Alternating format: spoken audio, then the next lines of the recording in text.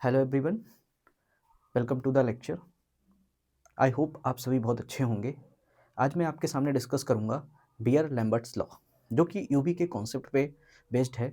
इसको समझते हैं और इसमें देखते हैं कि इसमें क्या है, और आप ये भी देखेंगे बीयर-लैम्बर्ट्स लॉ को बीयर्स-लैम्बर्ट लॉ क्यों कहते हैं। ये भी एक बहुत ही समझने की ज़रूरत है और आज इसमें देखते हैं। और ये बहुत ही इंटरेस्टिंग टॉपिक है और बहुत ज़्यादा कन्फ्यूजिंग भी है। इसमें कुछ मैं आपको ऐसी चीज़ें भी बताऊँगा जो बहुत ही इंपॉर्टेंट हैं और जिनको आपको ध्यान रखने की ज़रूरत है। लैम्बर्ट्स लॉ कब आए, बीयर्स लॉ कब आए, दोनों ने क्या किया और दोनों ने अपने लॉज़ को कैसे मर्ज किया, कौन पहले आया और कौन बाद में आया, ये भी बहुत समझने की ज़रूरत है। किसका लॉ आपने पहले देखा और किसका लॉ आपने बाद में पढ़ा, ये बहुत इंपॉर्टेंट है। और दोनों के ही कंक्लूजन को हम आज समझेंगे, फिर उन दोनों को ही हम मर्ज करेंगे और उससे एक हम नए इक्वेशन की उत्पत्ति करेंगे। एक नया इक्वेशन आपके सामने आएगा, उसको हम देखते हैं कि वो क्या है। देखते हैं स्टूडेंट्स इस लेक्चर में क्या है। सबसे पहले मैंने इसमें जो कवर कर रखा है वो आप देखिए, आपके सामने इस स्लाइड पे लिखा हुआ है। आप देखिए यहाँ पे लिखा हुआ है एब्जॉर्प्शन। स्टूडेंट्स, मैंने आपके पिछले लेक्चर्स में भी बताया है और आपने अगर पिछले लेक्चर्स देखे होंगे तो मैं आपको एक चीज़ बताया हूँ कि आप में क्या देखा है, कोई मॉलिक्यूल था, क्लियर। मॉलिक्यूल के ऊपर कौन सी क्या पड़ा, रेडिएशन पड़ी। कौन सी रेडिएशन, यूवी रेडिएशन पड़ी। इसमें क्या हो गया था, मॉलिक्यूल ने क्या किया, इस रेडिएशन को क्या किया स्टूडेंट्स, एब्जॉर्ब किया। और उसके बाद क्या हुए थे, मॉलिक्यूल में क्या हुआ था, इलेक्ट्रॉन का ट्रांजिशन हुआ था। अब यहाँ पे हम इलेक्ट्रॉन के ट्रांजिशन पे ना जाके सबसे पहले हम इसी कॉन्सेप्ट को समझते हैं कि इसमें एब्जॉर्बेंस किस तरीके से होता है, किसी मॉलिक्यूल में कैसे एब्जॉर्बेंस होता है। अब आप समझिए, अब आपके सामने एक बहुत ही अच्छा कॉन्सेप्ट में लेके आऊंगा बियर और लैम्बर्ट्स लॉ का। सबसे पहले मैं आपके सामने एक चीज रखता हूं, आप देखिए।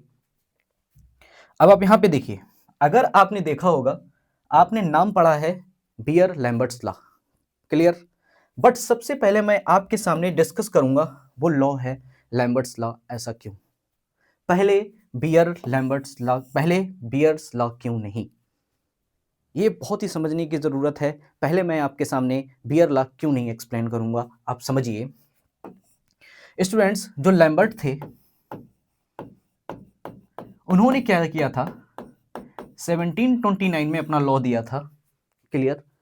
उसके बाद आए थे बियर, इन्होंने जो अपना लॉ दिया था वो दिया था आपका 1852 में। स्टूडेंट्स, ये बहुत समझने की जरूरत है। हम लिखते हैं बियर लैम्बर्ट्स लॉ, बट पहले लॉ कौन सा आया, लैम्बर्ट आया, उसके बाद आया बियर लॉ। बट हम बोलते बियर्स और लैम्बर्ट्स लॉ हैं। बियर का नाम पहले क्यों बोलते हैं, क्योंकि बियर ने क्या किया था, लैम्बर्ट्स लॉ में मॉडिफिकेशन किए थे और वो काफ़ी हद तक बहुत अच्छे मॉडिफिकेशन थे, इसीलिए इस लॉ का नाम रख दिया गया था बियर लैम्बर्ट्स लॉ, क्लियर। अब हम पढ़ते हैं, देखिए अब हम चलते हैं कि इस स्टेटमेंट में क्या है। सबसे पहले आप पढ़िए एब्जॉर्प्शन के कॉन्सेप्ट को, जरा एक बार आप इस लाइन को पढ़िए। Absorbance in UV refers to the measurement of how much UV light a substance absorb at a specific wavelength. This is commonly used in UV visible spectroscopy where the absorbance of sample is measured as a function of wavelength. इस line का मतलब आप समझ गए होंगे। इस line का सीधा सा मतलब है, एब्जॉर्बेंस का मतलब क्या है कि किसी भी सब्सटेंस पर यूवी लाइट पड़ी, कोई भी सब्सटेंस था, मॉलिक्यूल था, उस पर क्या पड़ी, यूवी लाइट पड़ी, और उस सब्सटेंस या मॉलिक्यूल ने कितनी लाइट को एब्जॉर्ब किया एट अ किस पे, एक स्पेसिफिक वेवलेंथ पे, जिसको हम क्या बोलते हैं, एब्जॉर्बेंस बोलते हैं। ये आप हमेशा याद रखना। आपसे एग्जाम में सीधा सा एक छोटा क्वेश्चन भी पूछ दिया जाता है और कम मार्क्स में ये क्वेश्चन भी पूछ देते हैं जस्ट आपसे कि एब्जॉर्बेंस क्या होता है। जस्ट आपसे पूछेंगे एब्जॉर्बेंस के लिए, तब आपको इस तरीके का ये कॉन्सेप्ट आपको एक्सप्लेन करना पड़ेगा। ये बहुत इंपॉर्टेंट है, ये आपकी एब्जॉर्बेंस की जो डेफिनेशन है उसको भी एक्सप्लेन करता है, आप ध्यान रखिएगा।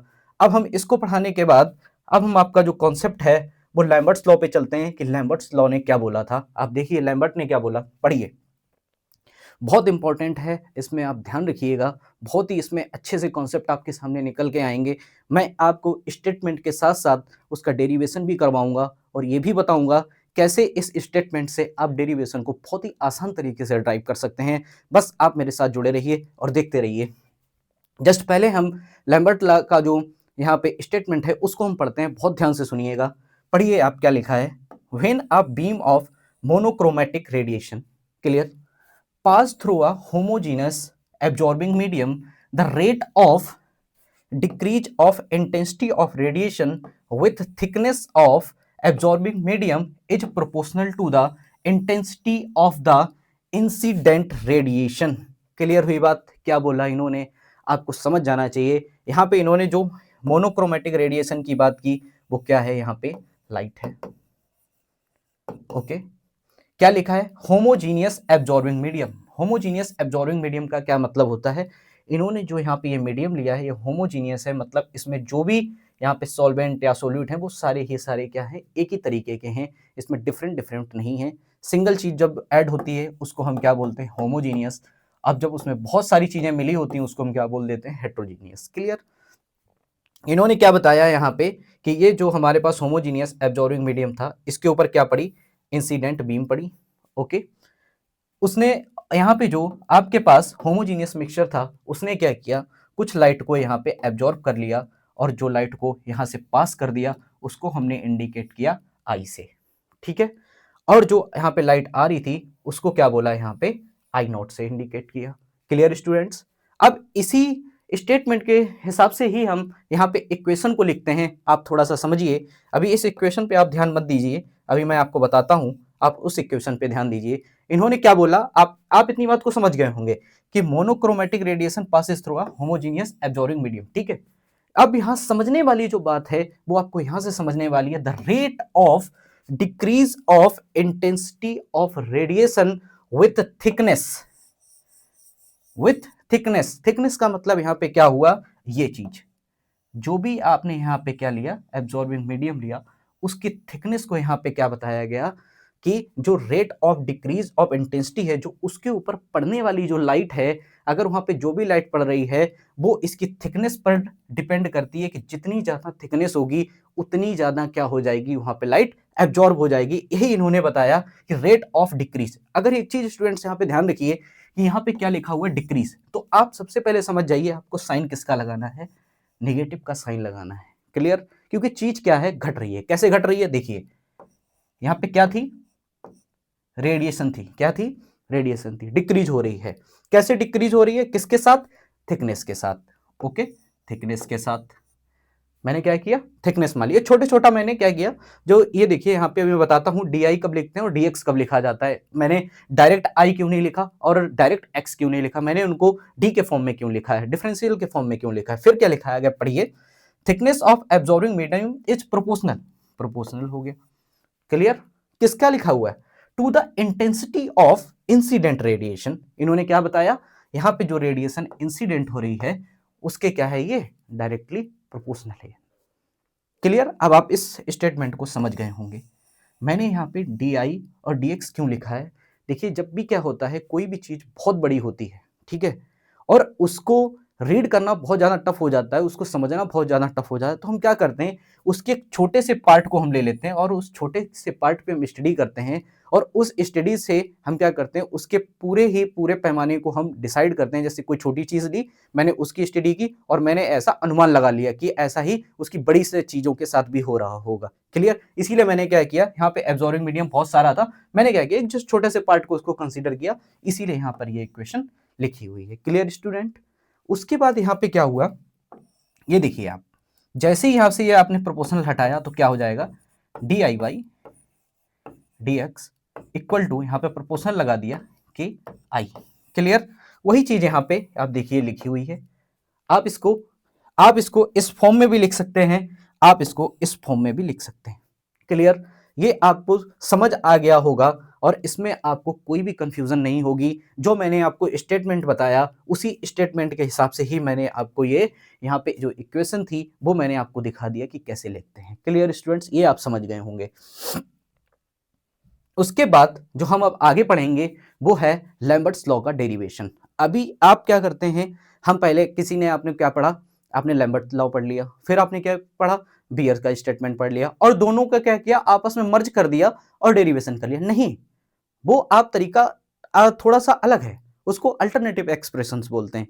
जो मैं आपको बताऊंगा वो पहले है कि लैम्बर्ट लॉ ने स्टेटमेंट क्या दिया और लैम्बर्ट लॉ ने क्या एक्सप्लेन किया, उसको तो आप समझिए।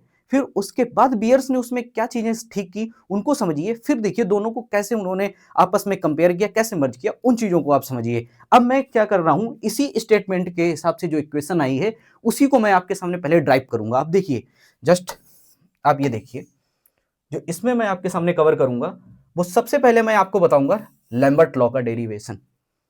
अभी मैंने क्या किया है, यहाँ पे बियर और लैम्बर्ट लॉ का डेरिवेशन नहीं बता रहा, किसका बता रहा हूं, लैम्बर्ट लॉ का, कि लैम्बर्ट ने क्या दिया वो तो आप समझिए। पहले बियर और लैम्बर्ट लॉ को इकट्ठा पढ़ने से पहले आपको समझ में आना चाहिए कि लैम्बर्ट का प्रॉपर स्टेटमेंट और पूरी चीज थी क्या। आप उनकी भी तो कहानी समझिए, क्योंकि इन्होंने लॉ क्या दिया था, पहले दिया था 1729 में इनका लॉ आया था, इनकी चीज को तो पढ़िए। और बियर्स कब आए, 18 में, कितना अंतर है इन दोनों में, ये तो देखिए आप। पहले ये देखिए अब इन्होंने क्या कहा, डेरिवेशन इसका है, ये चीज आप स्टेटमेंट के हिसाब से आप समझ गए होंगे क्या बताया था इन्होंने, ये इक्वल टू के आई, ये चीज आप समझ गए होंगे। क्या हुआ था, इंटेंसिटी डिक्रीज हो रही थी, किसके साथ, थिकनेस के साथ, और किसके प्रोपोर्शनल थी, उसकी इंटेंसिटी के प्रोपोर्शनल थी। इस चीज आप समझ गए होंगे। ये चीज यहाँ पे क्या है देखिए, और इसी को हमने और लगा के लिखा था D I Y I equal to K D X. ठीक है, ये बात आप समझ गए होंगे, चाहे इसको आप ऐसे लिखिए चाहे इसको आप ऐसे लिखिए। इस फॉर्म में जब आप लिखेंगे ना तो आपको डेरिवेशन करने में आसानी रहेगी। क्लियर, यही फॉर्म मैंने क्या की है यहाँ पे लिखी हुई है, और मैंने क्या लिखा है, इसी फॉर्म का मैं क्या करूंगा, पहले डेरिवेशन करूंगा। थोड़ा सा आप समझिएगा, ठीक है, समझिए आप। देखिए आपके सामने सारी चीजें क्लियर होती हुई चली जाएंगी, बस आप ध्यान देते रहिए। मैंने क्या किया, जो ये इक्वेशन थी आपके पास D I Y I equal to K D X, ये माइनस है, चाहे इस माइनस को आप इधर रख दीजिए चाहे इस माइनस को आप इधर रख दीजिए, दोनों में कोई अंतर नहीं है, आप किसी भी साइड रख दीजिए।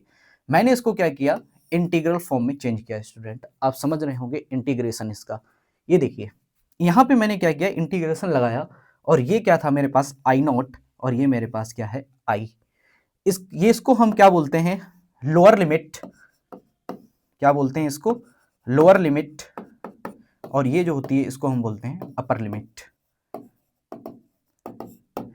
अब यहाँ पे एक क्वेश्चन आपके सामने अराइज होना चाहिए कि सर आपने यहाँ पे आई नॉट टू आई ही क्यों लिखा, आपने आई टू आई नॉट क्यों नहीं लिखा। अगर स्टूडेंट्स आपने भी ध्यान दिया होगा, जो यहाँ पे मैंने मीडियम लिया था, और मीडियम पे जो लाइट पड़ रही थी वो क्या थी, आई नॉट थी, और जो यहाँ से निकल रही थी वो क्या थी, आई थी। क्लियर, पढ़ कौन सी रेडिएशन रही है स्टूडेंट्स, आई नॉट। क्लियर, निकल कौन सी रही है, आई। ठीक है, तो क्या हो गई आई, मतलब लोअर लिमिट आई नॉट और अपर लिमिट आई। क्लियर यहां पे। फिर आप देखिए आगे, इधर मैंने क्या किया, ये भी बहुत समझने की जरूरत है। यहां पे ये क्या चीज लिखी हुई है इसको भी आप समझिए। जस्ट देखिए, अगर मैं यहां पे ये एब्जॉर्बिंग मीडियम लेता हूं, आप इतनी बात समझ गए, आई नॉट यहां पे पड़ गया, आई यहां से निकल गई, थिकनेस इसकी क्या थी, एक्स थी। क्लियर, जब यहां पे लाइट पड़ी और लाइट आके इस एब्जॉर्बिंग मीडियम से टकराई, उस टाइम आपको पता था कि इसकी थिकनेस क्या है, उस टाइम आपको नहीं पता है, तो हम क्या मान लेंगे, यहां पे कितनी थिकनेस थी, उसकी 0 थी, और जब उसने इस लाइट को यहां से पास कर लिया तो इसकी थिकनेस कितनी थी, x थी। इसीलिए यहां पे लिखा हुआ है 0 to x। 0 क्या है, आपकी लोअर लिमिट है, और x क्या है, आपकी अपर लिमिट है। क्लियर, ये भी बात आपको समझ आ गई होगी। आगे बढ़ने, डेरिवेशन के बढ़ने से पहले आप फिर देखिए अब आगे क्या हुआ।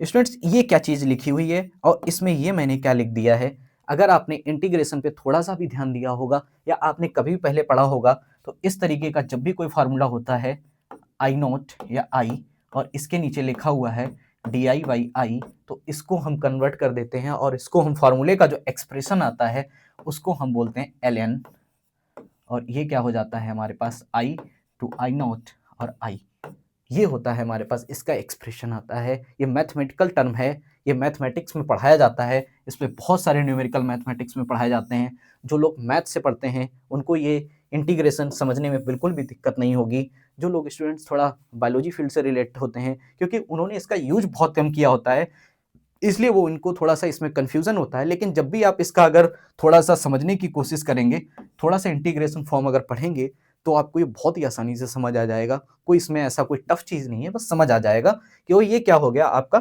ln के फॉर्म में चेंज हो गया। क्लियर? यहाँ पे k क्या था, कांस्टेंट था। क्लियर? तो आपने k को क्या किया, बाहर कर दिया यहाँ पे। ठीक है, यहाँ पे क्या था, dx। क्लियर? जैसे सिंपल आप लिख दो dx। ठीक है, कितनी थी यहाँ पे, लोअर लिमिट 0 और ये कितनी थी, अपर लिमिट थी। तो dx का इंटीग्रेशन क्या होता है स्टूडेंट्स, x होता है, और यहाँ पे आप क्या लिख दोगे, 0 to x। ठीक है, ये बात आपको समझ आ गई होगी, ये वाली भी लाइन आपको समझ आ गई होगी। आप लैम्बर्ट लॉ को समझिए, आपको बियर लॉ ऑटोमेटिक समझ आ जाएगा, और ये भी बताऊंगा कैसे लैम्बर्ट को आप बियर से कोरिलेट करेंगे। देखिए इतनी चीज आपको समझ आ गई होगी। क्लियर? नेक्स्ट हम आगे बढ़ते हैं। देखिए ये प्रॉब्लम में आपके सामने ये निकल के एराइज हुई है, ये देखिए निकल के आई आपके सामने प्रॉब्लम। इसको कैसे सॉल्व करते हैं स्टूडेंट्स, जब भी इस तरीके का कुछ लिखा हो आपके सामने ln i, ठीक है, और यहाँ पे आपके सामने जो लिमिट लगी हुई है वो i नाइट टू i, ठीक है, हम ये कैसे सॉल्व करते हैं, हमेशा याद रखिएगा जो आता है कॉन्सेप्ट में वो लिखा जाता है upper limit minus lower limit. क्या लिखेंगे, upper limit minus lower limit. यहां पे क्या है आपकी अपर लिमिट i है, तो क्या हो जाएगा ln i हो जाएगा, और यहाँ पे लोअर लिमिट आपके पास क्या है, ln i नॉट हो जाएगा। यही चीज मैंने यहाँ पे लिखी हुई है, आप देखिए। ठीक है, जिस तरीके से ln पे ये कॉन्सेप्ट लगा है उसी तरीके से ये कॉन्सेप्ट यहाँ पे भी लगेगा, और क्या हो जाएगा, माइनस के तो आपका बाहर आ गया था, और पहले क्या लगी अपर लिमिट, फिर क्या लगी लोअर लिमिट लगी है, और ये यहाँ पे 0 है, इसका कोई मतलब नहीं है, कट जाएगा। ये देखिए सीधी सी बात, जो आपके सामने एक्सप्रेशन से निकल के आएगा वो ये। अब आप कहेंगे सर ये कैसे निकल, यहाँ से आपने ये कैसे लिख दिया, ये यहाँ पे लॉग लॉग अगर आपने पढ़ा होगा, लॉग ही है और ln भी लॉग ही है। तो ये देखिए क्या होता है, जब भी यहाँ पे ln का फॉर्म लिखा होता है तो हमेशा इस फॉर्म को हम ऐसे लिख सकते हैं i टू i नॉट। ठीक है, जो पॉजिटिव वाला होता है उसको ऊपर, और जो नेगेटिव का फॉर्म होता है वो नीचे। क्लियर? और इसको हम ऐसे भी लिख सकते हैं, और यहाँ पे हम क्या कर सकते हैं, माइनस लगा के ln i naught to i भी लिख सकते हैं।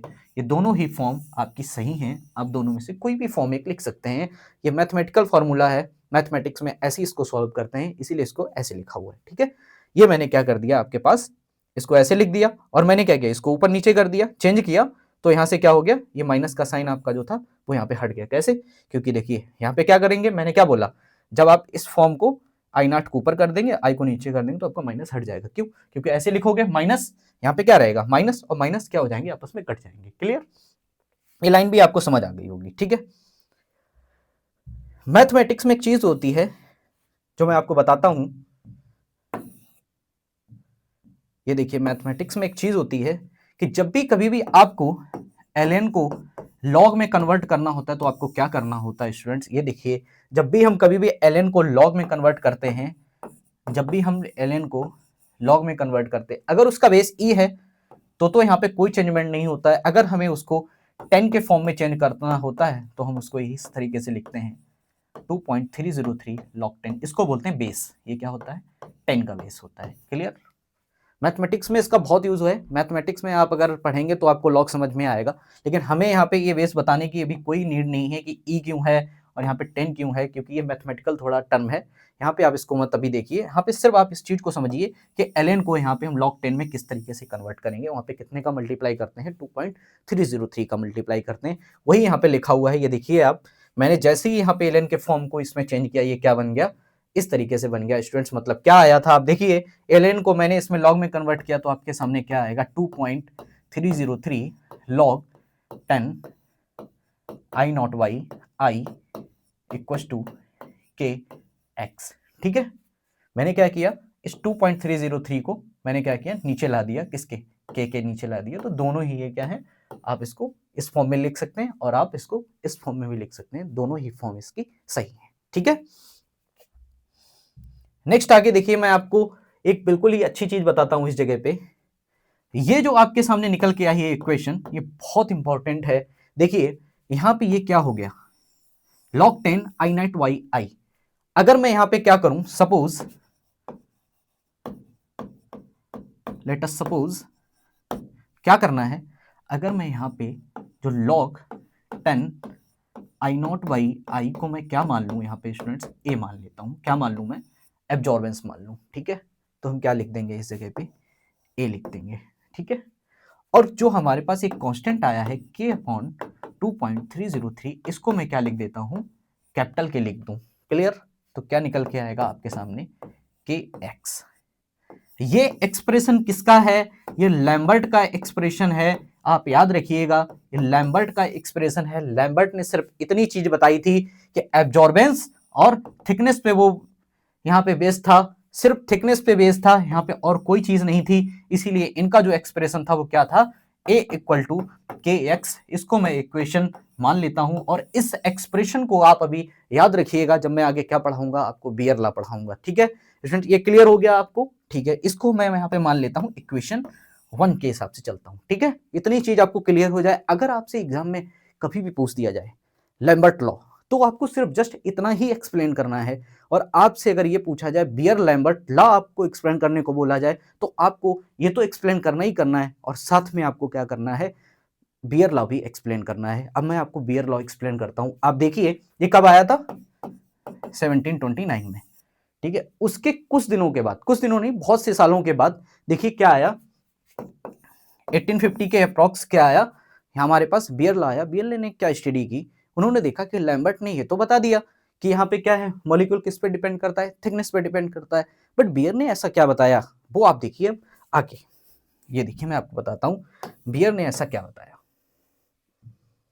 ये देखिए, अब जरा हम यहाँ पे बियर का स्टेटमेंट पढ़ते हैं और देखिए बियर ने क्या बताया था। पढ़िए यहाँ पे, when a beam of monochromatic radiation, clear, is passed through a solution of an absorbing substance, ये वही चीज है जो मैंने आपको बताया था, होमोजेनियस अभी मिक्सचर। ठीक है, the rate of decrease of intensity of radiation, clear, intensity जो आपकी रेडिएशन की इंटेंसिटी है वो क्या हो रही? Thickness of the absorbing solution. ठीक है, थिकनेस पे भी डिपेंड कर रहा है। thickness of the absorbing solution is proportional to the intensity of incident radiation as well as concentration of the solution। यहाँ पे एक नया वर्ड उन्होंने इन्वेंट किया जिसका क्या नाम था? कंसंट्रेशन वर्ड था। और लैम्बर्ट ने इसका कहीं भी डिस्कशन नहीं किया। लैम्बर्ट ने सिर्फ थिकनेस पे बात को छोड़ दिया। लैम्बर्ट ने कंसंट्रेशन को डिस्कस नहीं किया था, जिसको ठीक किसने किया? यहाँ पे बियर ने यहाँ पे करेक्ट किया। अब बियर ने अपने स्टेटमेंट में क्या दिया, आप इस बात को समझ गए होंगे। इस लाइन को क्या समझिए, देखिए क्या लिखा है? Monochromatic radiation. ठीक है, किसके साथ? थिकनेस के साथ। किसके प्रोपोर्शनल? डायरेक्टली प्रोपोर्शनल है। किसके? इंटेंसिटी के, और साथ साथ में कंसंट्रेशन के। क्लियर हो गया आपको वर्ड यहाँ पे? ये एक्सप्रेशन किसका है यहाँ पे? ये एक्सप्रेशन है यहाँ पे किसका? बियर का एक्सप्रेशन था स्टूडेंट। किसका एक्सप्रेशन है? ये बियर का एक्सप्रेशन है। अगर हम इसी को थोड़ा सा और लगा के ठीक करें तो इसको हम ऐसे भी लिख सकते हैं, D I by D X equal to K I सी।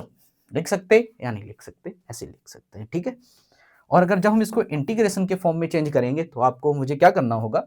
यहाँ पे इंटेंसिटी को डी आई के साथ लेना होगा, और मैं क्या करूंगा यहाँ पे? K C D x.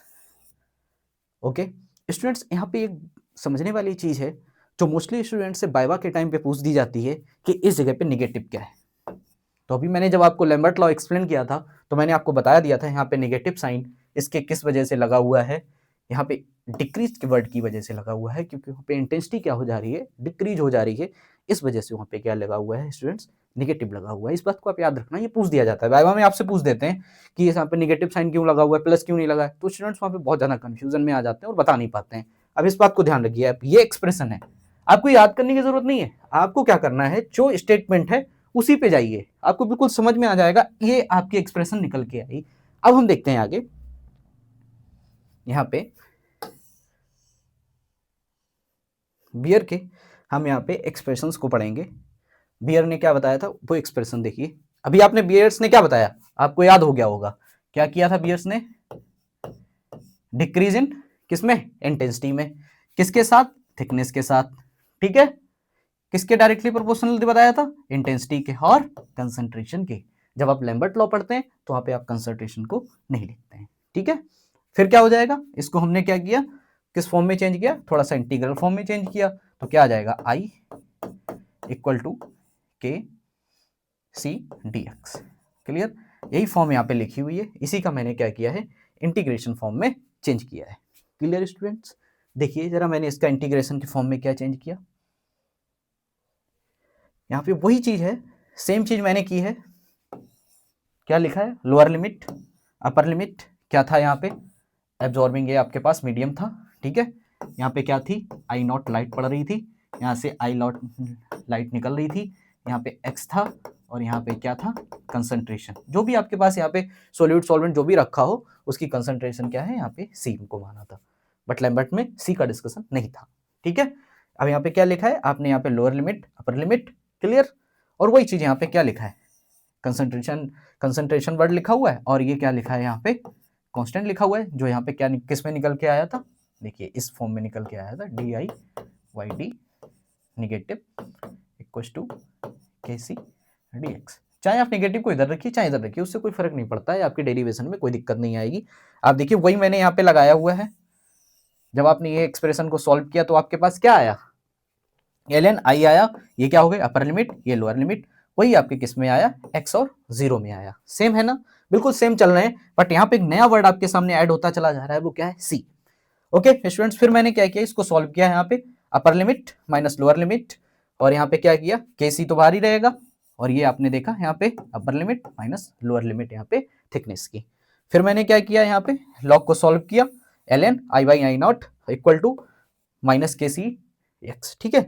Minus को हटाने के लिए मैंने क्या किया, इसको यहाँ पे रिवर्स कर दिया, ये किसकी प्रॉपर्टी होती है, लॉग की प्रॉपर्टी होती है, ठीक है। और मैंने यहाँ पे इसको रिवर्स कर दिया, तो आपके पास ये एक्सप्रेशन आया, ठीक है। और ln आपको चेंज करना हो log 10 की बेस में, तो आपको क्या करना होता है, उसमें 2.303 का मल्टीप्लाई करना होता है। वही चीज यहाँ पे देखिए आप, क्या आ जाएगा आपके पास एक्सप्रेशन जो आपके पास आएगा वो ये आएगा 2.303 log 10 I naught by I equal to K dash 2.30 यहाँ पे क्या आएगा, के सी एक्स, ये आपके पास आएगा एक्सप्रेशन, ठीक है।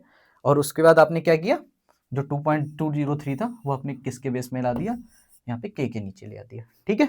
जब मैंने आपको लैम्बर्ट लॉ पढ़ाया था तो अभी मैंने क्या बताया वहां पे, देखिए ये सारी चीज आपको समझ आ गई होगी एकदम क्लियर, तो मैं इसको इरेज कर दे रहा हूं यहाँ से। आप देखिए मैंने जब भी आपको क्या पढ़ाया था, लैम्बर्ट लॉ, तो मैंने क्या बता दिया था आपको, log base 10 I naught by आई को मैंने क्या माना था, ए माना हुआ था, ठीक है। यहाँ पे क्या आ जाएगा आपके सामने, ए आ जाएगा, ओके। और ये जो के डैश था इसको मैं कैपिटल के डैश मान लेता हूं, और जो ये क्या हो जाएगा, सी एक्स हो जाएगा, इसको मैं दे देता हूं इक्वेशन 2। आपने सिर्फ यही एक्सप्रेशन सीख लिया, ये डायरेक्ट आपने एक्सप्रेशन क्या किया, यहीं से कर दिया, और आपने सोचा काम खत्म, नहीं, काम ऐसे नहीं खत्म होता है, आपको ये भी देखना है। ये तो अब किसकी स्टेटमेंट आई है, ये तो बियर की स्टेटमेंट है, जिन्होंने अपने लॉ को करेक्ट किया, किसके लॉ को, लैम्बर्ट लॉ को करेक्ट किया। और लैम्बर्ट का लॉ क्या था, ए इक्वल टू के एक्स, ये किसका एक्सप्रेशन था, बियर का, और ये किसका था, लैम्बर्ट का था, ओके। ये आया, अब इन दोनों को आपस में क्या किया गया, कंपैरिजन किया गया, क्या किया गया, इसको कंपैरिजन करने पे क्या आया, इन दोनों को ए, ये दोनों ही कांस्टेंट हो जाएंगे, तो यहाँ पे एक कांस्टेंट आप मान लेते हैं, और ये क्या हो जाएगा आपके पास सी, और ये क्या आ जाएगा यहाँ पे एक्स आ जाएगा, क्लियर। अगर अब आप यहाँ पे देखिए, अब आपको क्या है, अब आपको ये समझ आना चाहिए कि अभी आपके पास आया है के सी एक्स। आप बहुत सी बुक्स में आप देखेंगे एक्स की जगह पे एल भी होता है, उससे कोई दिक्कत नहीं है, क्योंकि जो एक्स थे मैंने थिकनेस मान लिया, कुछ बुक्स क्या करती हैं थिकनेस को एल से डिनोट करती है, तो दोनों ही आपके सही हैं, आप एक्स भी लिख सकते हैं और आप एल भी लिख सकते हैं। ये जो एक्सप्रेशन आया है ये करेक्ट है, ना कि डायरेक्ट आपने लैम्बर्ट बियर्स को एक्सप्लेन कर दिया, लैम्बर्ट को आपने देखा ही नहीं, आपने सीधा क्या किया, बियर को एक्सप्लेन। आपका स्टेटमेंट, आपका यहाँ पे जो इक्वेशन आएगी वो बिल्कुल सही आएगी, उससे दिक्कत नहीं है, लेकिन आपको समझ में आना चाहिए, आपको ये भी पता होना चाहिए कैसे कंपेयर किया गया, तभी आप इसको सही से समझ पाएंगे। मैंने पहले क्या किया, आपको लैम्बर्ट बताया, फिर मैंने आपको बियर बताया, फिर मैंने बताया कि बियर और लैम्बर्ट के जो इक्वेशन थी उनको आपस में कैसे कंपेयर किया गया और कैसे लिखा गया, तो अब आप ये याद रखेंगे, जब भी आपसे बियर और लैम्बर्ट पूछा जाता है तो सबसे पहले आप बियर का लॉ लिखिए, फिर आप लैम्बर्ट का लॉ लिखिए, फिर दोनों को आपस में कंपेयर करिए, तब आप ये इक्वेशन निकाल के दिखाइए। कौन सी इक्वेशन? ये लिख सकते हैं आप। इक्वेशन क्या आपके सामने निकल के आई? लास्ट में जो इक्वेशन आपके सामने आई है वो क्या है? इक्वल टू KCX, और बहुत सी बुक में लिखा होता है KCL। ठीक है, यहां पे A आपके पास क्या है? एब्जॉर्बेंस है, ठीक है, और यहां पे K जो है वो आपके पास क्या हो सकता है? Molar extinction coefficient. Okay, C क्या है? कंसंट्रेशन है, और यहाँ पे L क्या है? आपकी थिकनेस है। और स्टूडेंट्स आपने देखा होगा बहुत सारी बुक्स में आपको ये भी मिल सकता है equal to epsilon C। Okay, epsilon का भी मतलब यहाँ पे क्या हो जाएगा? KC हो जाएगा। आप चाहे K लिखिए चाहे एप्सिलॉन लिखिए, दोनों ही सेम है, बट जो लिखा हुआ है बुकेस्ट लैंग्वेज है उसमें एप्सिलॉन ही लिखा हुआ है, तो एप्सिलॉन को आप बोलते हैं मोलर एक्सटिंक्शन कोएफिशिएंट। आप एक चीज याद रखिएगा, आपके यहाँ पे 4 क्वेश्चन बन गए। आप 4 क्वेश्चन आपके कौन कौन से बन गए एग्जाम के पर्पज के लिए? आप देखिए आपके पास जो 4 क्वेश्चन बन गए, देखिए क्या बन गए। आपसे बियर लॉ भी पूछ सकते हैं, लैम्बर्ट लॉ भी पूछ सकते हैं, और ये दोनों ही आपसे साथ में भी पूछ सकते हैं, बियर लैम्बर्ट्स लॉ क्या होते हैं। ठीक है, नेक्स्ट क्वेश्चन आपके पास यहां पे बन जाता है एब्जॉर्बेंस क्या होती है। नेक्स्ट आपसे पूछ सकते हैं यहां पे मोलर एक्सटिंक्शन कोएफिशिएंट ये क्या होता है। आप ध्यान रखिएगा, ये भी आपसे पूछ सकते हैं। ठीक है, अब आइए आप एक नया, इसमें एक छोटी सी चीज है जो मैं आप जस्ट आपको एक्सप्लेन कर देता हूं कि बियर लैम्बर्ट्स लॉ जो है वो किन के लिए एप्लीकेबल नहीं है। जैसे देखिए यहां पे आप देखिए, डेविएशन का मतलब क्या होता है? किस पे एप्लीकेबल नहीं है, किन चीजों पे एप्लीकेबल है और किन चीजों पे एप्लीकेबल नहीं है। जिन पे एप्लीकेबल नहीं होता है उसको बोल देते हैं डेविएशन, मतलब उससे उसके ऊपर वो लागू नहीं हो रहा है, लागू ना होना। ठीक है, तो किन के ऊपर लागू नहीं हो रहा है ये आप देखिए। यहां पे सबसे पहले आप पढ़िए, when different forms of the absorbing molecules are in equilibrium as keto enol tautomer. Clear? अब कीटो इनोल टाटोमर क्या होता है? जैसे सपोज करिए आपके पास कोई कीटो कंपाउंड हो एक, और आपके पास कौन सा कंपाउंड हो? इनोल कंपाउंड हो। ठीक है, अब कीटो कैसे? देखिए कीटो मतलब कीटोन। ठीक है, इस तरीके का कोई मॉलिक्यूल अगर आपके पास है, ठीक है, और इसी की क्या बननी है? Enol form. अब इनोल मतलब क्या होता है? इन मतलब डबल बॉन्ड, इन निकलता है ना, जैसे आपने पढ़ा होगा एल्केन, एल्कीन मतलब डबल बॉन्ड, ऑल मतलब एल्कोहल से, मतलब उसमें क्या होना चाहिए? OH ग्रुप हो जाना चाहिए। तो इसका अगर कन्वर्ट करोगे तो कैसे बनेगा? देखना, CH3 और यहाँ पे क्या आ जाएगा? OH, और यहाँ पे डबल बॉन्ड CH2। ये कौन सी हो गई? Keto form. ये हो गई इनोल फॉर्म। इस तरीके का अगर आपके पास सब्सटेंस है तो उसके ऊपर बियर लैम्बर्ट्स लॉ क्या नहीं हो रहा है? लागू नहीं हो रहा है। ठीक है, नेक्स्ट क्या लिखा है? When fluorescent compounds are present. जब कंपाउंड फ्लोरेसेंस हो तब उसके ऊपर बियर लैम्बर्ट्स लॉ लागू नहीं होता है। फ्लोरेसेंस का अपना एक अलग कॉन्सेप्ट चलता है स्टूडेंट्स। जब मैं आपको फ्लोरीमेट्री पढ़ाऊंगा तो मैं आपको बताऊंगा कि फ्लोरेसेंट्स जो कंपाउंड होते हैं उनके साथ कैसे डील की जाती है। क्लियर? नेक्स्ट देखिए, when solute and solvent form complexes through some sort of association. क्या हो? आपने क्या लिया? ये मीडियम लिया था, यहां पे क्या किया आपने? कुछ सॉल्यूशन लिया और उसमें कुछ सॉल्यूट थे, और क्या हो जाए इसमें? सॉल्यूट और सॉल्वेंट आपस में ही क्या कर लें? बॉन्ड बना लें। सॉल्यूट और सॉल्वेंट ने क्या किया? आपस में ही बॉन्ड बना लिया। क्या बना लिया उन्होंने? आपस में कॉम्प्लेक्स बना लिया। तो ऐसे केस में क्या होगा? आपका बियर लैम्बर्ट्स लॉ एक्सप्लेन नहीं हो पाएगा। स्टूडेंट्स आप ध्यान रखिएगा, आप अच्छे से पढ़ाई करिए। आप सीधे साथ सीधा, ज्यादा रटने से अच्छा है आप कॉन्सेप्ट पर ध्यान दीजिए। आप कॉन्सेप्ट पढ़ेंगे तो आपको अच्छे से सारी चीजें समझ आएंगी, और समझ के आप सारी चीजों को लिख सकते हैं। इतना टफ नहीं है। लोग इसको टफ समझते हैं कि बियर लैम्बर्ट्स लॉ बहुत टफ होता है। आपका अगर आप सेमेस्टर की प्रिपरेशन में है तो आपसे ये क्वेश्चन जरूर पूछा जाएगा, और यहाँ से आप समझ लीजिए आपके पास 2-4 नंबर के कोई आपके शॉर्ट क्वेश्चन भी निकल के आएंगे, और यहाँ से आपके लॉन्ग क्वेश्चन भी निकल के आ सकते हैं। और आपके एग्जाम में भी, आपके जो कॉम्पिटिटिव एग्जाम होते हैं उसमें भी ये बहुत इंपॉर्टेंट होता है। उसमें डायरेक्ट पूछ देता है कभी कभी। कॉम्पिटिटिव एग्जाम में तो आपसे डायरेक्ट पूछ देगा लैम्बर्ट लॉ क्या होता है, लैम्बर्ट लॉ, तो फिर आपको याद रखना है कि वहां पे हमें क्या लिखना है, ए इक्वल टू, जस्ट आप के एक्स ध्यान रखिए, आपसे बियर लॉ पूछ रहा है, लैम्बर्ट लॉ आपको कंबाइन में पूछ रहा है, तो आपको ध्यान रखना है क्या है उसका एक्सप्रेशन आएगा, ए equal to K C x आएगा, या के की जगह एप्सिलॉन भी आप बोल सकते हैं स्टूडेंट्स। थैंक यू स्टूडेंट्स, और ये लेक्चर आपको समझ आया होगा। Thank you students.